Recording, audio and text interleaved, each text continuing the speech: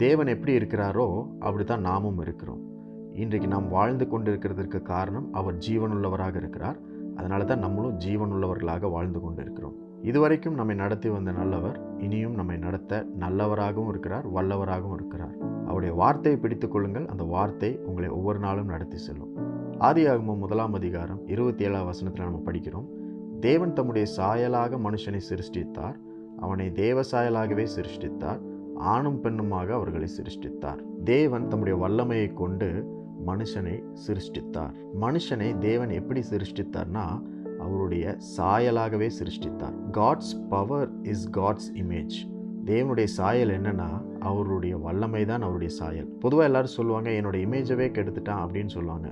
அப்படின்னா என்ன அர்த்தம்னா we all have a social image for ourselves. இந்த சமுதாயத்தில் நல்லா வாழ்ந்தால், நல்ல பெயர் எடுத்தால் நமக்கு நல்ல இமேஜ், இல்லை என்றால் நல்ல இமேஜ் இல்லை அப்படின்னு சொல்லி நிறையா பேர் வாழ்ந்து கொண்டிருக்கிறார்கள். நாமும் பல நேரத்தில் அப்படி தான் நினைச்சு வாழ்ந்து கொண்டிருக்கிறோம். நம்ம பிள்ளைகள் எல்லாம் நம்ம பேரை காப்பாற்றணும், நம்முடைய இமேஜை காப்பாற்றணும்னு சொல்லி நம்ம அவங்களுக்கு கற்றுத்தருவோம். அதே போல் நமக்கு தேவன் அவருடைய இமேஜை, அவருடைய சாயலை கொடுத்துருக்கிறார்.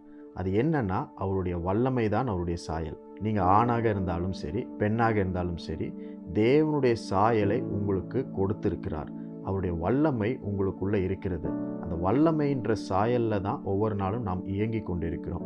அந்த வல்லமை உங்களை வெட்கப்படுத்தாது. அந்த வல்லமை உங்களை உயர்த்தும். தேவனுடைய சாயலாகிய வல்லமை உங்களை சுகப்படுத்தும்.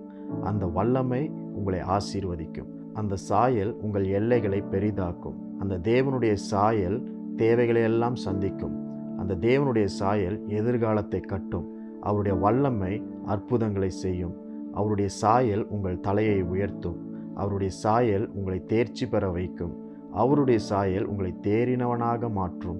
அவருடைய சாயல் உங்களை வாழ வைக்கும். ஆகவே தேவனுடைய வல்லமை தான் அவருடைய சாயலாக இருக்கிறது. அந்த சாயலின்படி உங்களை சிருஷ்டித்திருக்கிறார். இன்றைக்கும் அவருடைய சாயலின்படி நீங்கள் வாழ்வதற்கு, எல்லாவற்றையும் மேற்கொள்வதற்கு, எல்லாவற்றையும் சாதிப்பதற்கு தேவனுடைய வார்த்தை உங்களோடு கூட இருக்கிறது.